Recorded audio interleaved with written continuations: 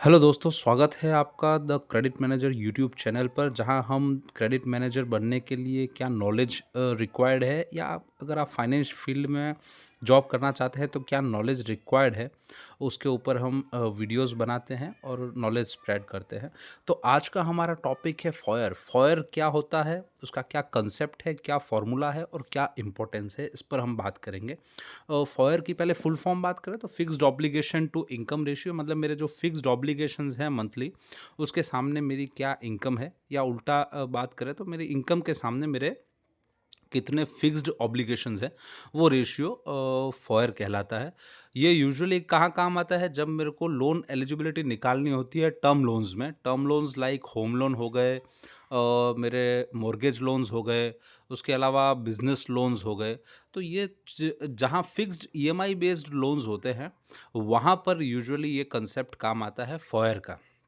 और इसको simple language में समझा जाए तो मेरे फिक्स्ड ईएमआई ऑब्लिगेशन कितने हैं मेरी इनकम के सामने, वो रेशियो फॉयर है। ठीक है। हर एक बैंक का, एनबीएफसी का या फाइनेंशियल इंस्टीट्यूट का अलग अलग नॉर्म्स होता है जो वो अलाउ करते हैं फॉयर का। ठीक है। नॉर्मली कंसेप्ट क्या रहता है कि जैसे मैं महीने के 1 लाख रुपए अगर कमा रहा हूँ, तो उसके सामने मैं कितना ईएमआई भरना अफोर्ड कर सकता हूँ। अगर कोई बैंक ऐसा समझता है कि कोई आदमी 1 लाख के सामने जो है वो 70% अपनी इनकम का जो है वो ईएमआई अफोर्ड कर सकता है, बाकी का 30% जो है उसको अपने घर खर्च चलाने के लिए, बाकी ज़रूरतों के लिए चाहिए, तो वो अपना नॉर्म सेट कर देंगे 70%। तो उस केस में क्या होगा कि अगर मेरी 1 लाख की मंथली इनकम है, तो उसके सामने 70,000 तक का मैं ईएमआईज़ भर सकता हूँ, तो मेरी जो लोन एलिजिबिलिटी कैलकुलेट होगी, वो उस 70,000 के हिसाब से होगी। ठीक है। और ये जो नॉर्म्स है फॉयर का, जो मैंने एग्जांपल बताया 70%, तो ये हर एक बैंक का अलग-अलग रहता है, उनकी पॉलिसी के हिसाब से रहता है, और कई बार ये किस तरह का लोन वो लोग दे रहे हैं, क्या रिस्क इन्वॉल्व है, क्या प्रॉपर्टी आ रही है, ओवरऑल क्या असेसमेंट है, उस पर भी डिपेंड होता है। ठीक है। अभी हम बात करें कि फॉयर कैलकुलेट कैसे करते हैं, तो उसके अलग-अलग कंपोनेंट्स हैं जिनकी बात करेंगे। सबसे पहले बात करते हैं उसका पहला हिस्सा, यानी कि फिक्स्ड ऑब्लिगेशन। ऑब्लिगेशन में क्या-क्या चीज़ें आएगी उसकी हम बात करते हैं, कि जो ईएमआई बेस्ड लोन्स हैं, वही हम कंसीडर करते हैं फॉयर के कैलकुलेशन में। नॉन ईएमआई बेस्ड लोन्स जैसे कि गोल्ड लोन है, जिनमें यूजुअली खाली इंटरेस्ट पेमेंट होता है, ठीक है, और साल भर बाद रिन्यूअल होता है। वर्किंग कैपिटल फैसिलिटीज़ है, जिनमें सिर्फ इंटरेस्ट का पेमेंट होता है। केसीसी यानी किसान क्रेडिट कार्ड होता है, या उसके अलावा जैसे क्रेडिट कार्ड्स होते हैं। तो इन सब में क्या होता है, कोई फिक्स्ड ईएमआई नहीं होता है, तो उसको हम नॉर्मली इसमें ऑब्लिगेशन में कंसीडर नहीं करते हैं। हालाँकि ये हर एक बैंक की अलग-अलग अपनी पॉलिसी पर डिपेंड करेगा। जैसे कुछ बैंक्स या एनबीएफसीज़ हैं, जो मुझे पता है कि क्रेडिट कार्ड की लिमिट का भी एक फ़िक्स परसेंटेज जो है, वो ऑब्लिगेशन में काउंट करते हैं। जैसे मेरे पास अगर कोई क्रेडिट कार्ड है जिसकी लिमिट 1 लाख रुपए है, तो उस 1 लाख का कुछ 5% जो है वो लोग ऑब्लिगेशन में काउंट करेंगे। कुछ बैंक्स ऐसे होते हैं जो क्रेडिट कार्ड आउटस्टैंडिंग का एक फ़िक्स परसेंटेज करते हैं। जैसे मेरे पास 4 क्रेडिट कार्ड है जिनका सबका आउटस्टैंडिंग मिला के 1 लाख रुपए है। जिस दिन सिबिल निकला था उस दिन, तो उस आउटस्टैंडिंग का वो लोग 5% कंसीडर करेंगे ऑब्लिगेशन में। तो ये हर एक बैंक टू बैंक डिपेंड करता है। और कई बार जैसे नॉर्म्स की बात करें, तो जो लोन्स अगले 6 महीने या 12 महीने में क्लोज़ होने वाले हैं, उसको ऑब्लिगेशन में कंसीडर नहीं किया जाता है। लेकिन फिर वो इंटरनल पॉलिसी पर डिपेंड करेगा।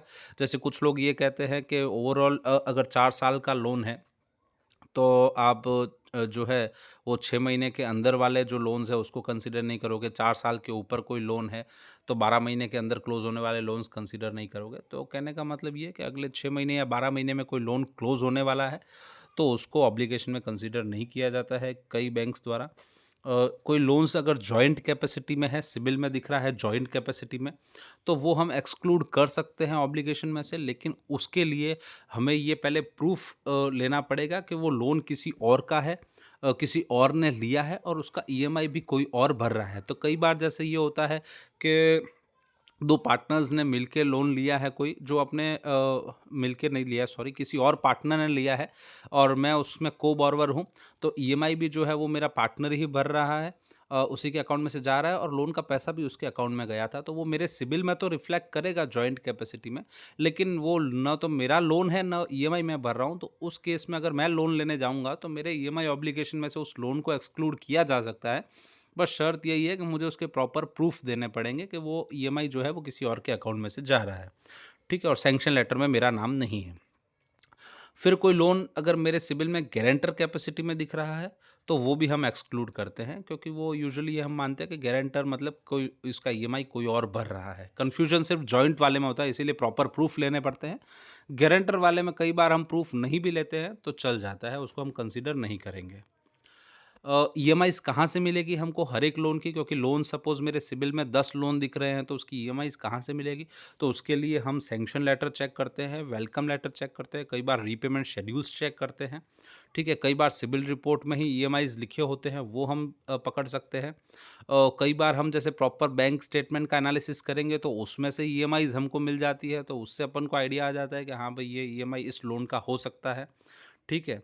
तो हम जो है वो कई बार, और जब बैंक स्टेटमेंट का एनालिसिस की बात निकली है तो मैं आपको बता दूं हम क्या करते हैं, सारे bank statements best effort basis पर कलेक्ट करने का ट्राई करते हैं। किसी कस्टमर के अगर सपोज 4 अकाउंट है तो हम ट्राई करते हैं कि उन चारों का हम लास्ट एटलीस्ट 6 महीने का स्टेटमेंट ले लें, ताकि हो सकता है कि हमको जो स्टेटमेंट दिया है उसके अलावा किसी और बैंक अकाउंट में उसका कोई लोन आया हो और ईएमआई उसमें से जा रहा हो तो हमारे से मिस ना हो जाए, ठीक है।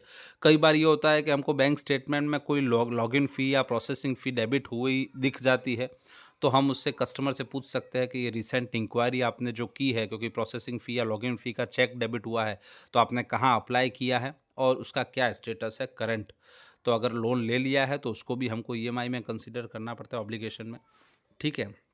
अब इतने सब झमेले के बाद भी अगर हमको ईएमआईज़ नहीं मिल रहे हैं, कोई लोन ऐसा है जिसका कस्टमर को भी आइडिया नहीं है और कोई रिकॉर्ड भी अवेलेबल नहीं है, लेकिन हम उसको इग्नोर भी नहीं कर सकते, तो उस केस में क्या होता है, हर एक बैंक या एनबीएफसीज़ एक पॉलिसी डिफ़ाइन करके रखती है कि आपको अगर कोई डिटेल्स नहीं मिल रही है, तो आप लोन टाइप के ऊपर डिपेंड है कि आप इतना ईएमआई पर लाख कंसीडर कर सकते हो। जैसे किसी लोन में ₹1100 पर लाख होता है, किसी में ₹3000 पर लाख होता है, तो वैसे। तो अगर मान लो कोई अगर ऑटो लोन है और बैंक ने ऐसा बोला है कि आप ₹3000 पर लाख जो है वो ईएमआई ऑब्लिगेशन कंसीडर कर सकते हो, तो अगर 3 लाख का है तो 3000 इंटू 3 यानी कि ₹9000 आप ईएमआई कंसीडर कर सकते हो। बट ये आपकी पॉलिसी में डिफाइंड होता है, ठीक है। अच्छा, अब बात करते हैं इनकम पोर्शन की। ये हमने बात की पहले ऑब्लिगेशन पोर्शन की, अब हम बात करते हैं इनकम पोर्शन की। तो सैलरीड एम्प्लॉइज़ होते हैं, उसकी इनकम तो क्या होती है, वही जो उसको सैलरी मिल रही है, ठीक है? तो फॉयर सैलरीड के लिए कम होता है। क्यों कम होता है? क्योंकि सैलरीड आदमी तो अपने हिसाब से चलने वाला है, कोई भी उड़ता हुआ खर्चा आ गया तो उसका बजट गड़बड़ा जाएगा। तो इसीलिए बैंक्स थोड़ा सेफ़र चलते हैं, और दूसरा उनका ये भी लॉजिक होता है कि जो सैलरीड क्लास है उनका तो जो इनकम है वो सब कुछ ऑन पेपर दिख ही रहा है। तो इसीलिए उसका फॉयर जो है वो लोग कम रखते हैं। मतलब कई बार जैसे नेट मंथली सैलरी पर डिपेंड होता है, बट 60, 65, 70% तक रेस्ट्रिक्ट करते हैं। और उसमें कंसीडर क्या होगा, नेट मंथली सैलरी जो मेरे बैंक अकाउंट में आ रही है वो कंसीडर होती है। उसके साथ भी अगर मान लो कोई बोनस वोनस मिल रहा है तो यूजुअली हम बोनस लास्ट 2 साल के बोनस का एवरेज करके भी कंसीडर करते हैं। तो वो हमारा डिटेल बैंक पॉलिसी पे डिपेंड करेगा। सेल्फ एम्प्लॉयड में हम क्या कंसीडर करते हैं, जो प्रॉफिट आफ्टर टैक्स है, वो उसने आईटीआर दिया होगा, उसमें प्रॉफिट दिखाया होगा, उसने जो पीएनएल बैलेंस शीट दिया उसमें जो प्रॉफिट दिखाया, उस प्रॉफिट में से जो टैक्स है वो लेस करेंगे, पीछे जो प्रॉफिट बचा वो यूज़ करेगा उसका अपने ईएमआई ऑब्लिगेशन सर्व करने के लिए, तो हम वो प्रॉफिट जो है वो कंसीडर करते हैं। सेल्फ एम्प्लॉयड में फ़ॉयर थोड़ा हायर होता है, 80-85% तक भी होता है, क्योंकि नॉर्मली हम ये मानते हैं कि उनकी अदर इनकम्स भी है, या जो प्रॉफिट है वो यूजुअली हायर होता है, अंडर रिपोर्टेड होता है, वो सब चीज़ें हम कंसीडर करते हैं जो ऑफिशियली कहीं पर कोई बोलेगा नहीं। तो हम इस वजह से फ़ॉयर जो है वो थोड़ा हायर साइड होता है। तो अच्छा, उसके अलावा जो है, अब ये दोनों इनकम तो मैंने आपको बता दी, जैसे सैलरीड के लिए net monthly salary and self employed के लिए प्रॉफिट आफ्टर टैक्स। लेकिन इसके अलावा भी कुछ इनकम्स हो सकती है जो हम कंसीडर करेंगे फॉयर की कैलकुलेशन में, वो रेगुलर होना चाहिए। सबसे पहला बेसिक कंसेप्ट है कि रेगुलर इनकम होनी चाहिए, वो हम कंसीडर करेंगे। रेगुलर होने वाली इनकम कौन कौन सी हो सकती है, तो जैसे एग्रीकल्चर इनकम है वो रेगुलर हो सकती है, लास्ट 2-3 साल से आईटीआर में दिख रही है। इंटरेस्ट इनकम कोई रेगुलर हो सकती है जो आईटीआर में लगातार दिख रही है। रेंटल इनकम हो सकती है किसी प्रॉपर्टी की, वो हम कंसीडर कर सकते हैं। डिविडेंड इनकम डिपेंड करेगा आपकी बैंक की पॉलिसी पर, वो कंसीडर कर सकते हैं। कैपिटल गेन इनकम थोड़ा सा वियर्ड लगेगा कि कैपिटल गेन कैसे रेगुलर हो सकता है, कोई कंसीडर क्यों करेगा? लेकिन मैंने ऐसे भी एग्जांपल्स देखे हैं कि जहाँ बिल्डर प्रोफाइल होता है और वो लोग जब उनका बिजनेस ही ये है प्रॉपर्टी लेना और बेचना, लेकिन वो क्या करते हैं कि जब कोई प्रॉपर्टी बिकती है तो उसकी इनकम को कैपिटल गेन में कंसीडर करते हैं। तो उस केस में वो capital gain actual capital gain नहीं है, वो उनका बिजनेस इनकम है और वो रेगुलरली आपको हर साल आईटीआर में दिखेगा। तो उस केस में हम उस कैपिटल गेन को भी कंसीडर करते हैं subject to the policy norms. ठीक है। अच्छा, फ्यूचर इनकम को कभी भी कंसीडर नहीं करेंगे। कई बार ऐसा होता है कि मैंने जो है वो प्रॉपर्टी भाड़े पर दे दी है या मैं ये बिज़नेस शुरू करने वाला हूँ, इसका इतना प्रॉफ़िट आएगा अगले साल, तो कोई इनकम आने वाली है अगले साल, उसको हम अभी कंसीडर नहीं कर सकते। FOIR हमेशा कैलकुलेट होता है हिस्टोरिकल इनकम पर, मतलब लास्ट जो ईयर की आपकी आईटीआर वाली जो इनकम है, उस पर कंसीडर होगा FOIR। फ्यूचर इनकम कंसीडर नहीं हो सकता। अच्छा, मल्टीपल अगर को-एप्लीकेंट्स है या को-बोरोवर्स है, तो हम उनकी इनकम क्लब कर सकते हैं फॉर कैलकुलेशन के लिए, सब्जेक्ट टू कि वो फाइनेंशियल को-बोरोवर है, सिंपली गारंटर नहीं है।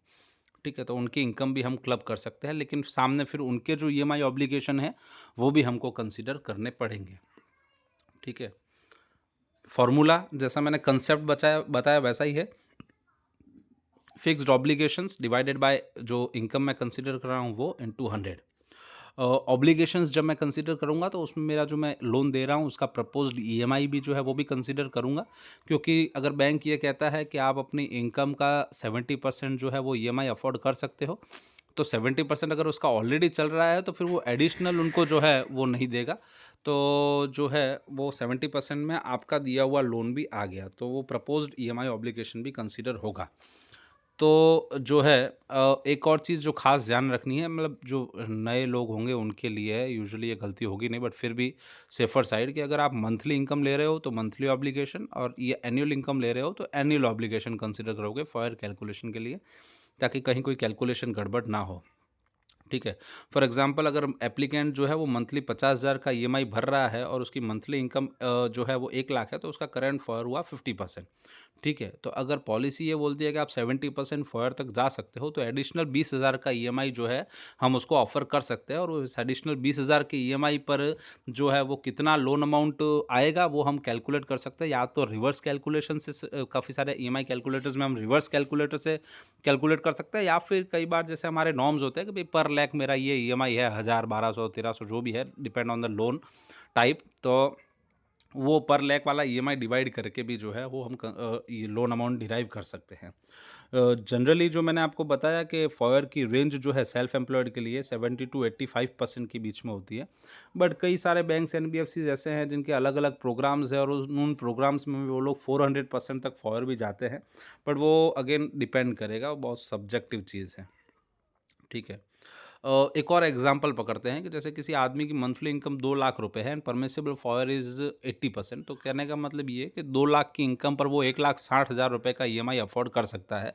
अगर उसके करंट ईएमआईज़ 1 लाख के हैं तो हम अनदर 60,000 के ईएमआईज़ उसको ऑफ़र कर सकते हैं, और इस तरह से उसका जो है वो डिवाइड करके और कैलकुलेट करेंगे लोन अमाउंट जो है वो कितना होगा। ठीक है। तो वीडियो देखने के लिए यहाँ तक अगर आपने देखा है तो थैंक यू, और अगर कोई डाउट हो तो आप कमेंट सेक्शन में बता सकते हो। अगर किसी और टॉपिक पर आपको सिमिलर वीडियो चाहिए तो आप मुझे कमेंट करके बताइए, और चैनल को सब्सक्राइब करना मत भूलिएगा और बेल आइकन दबा दीजिए ताकि नेक्स्ट वीडियो आए तो आपको नोटिफिकेशन मिल जाए। Thank you.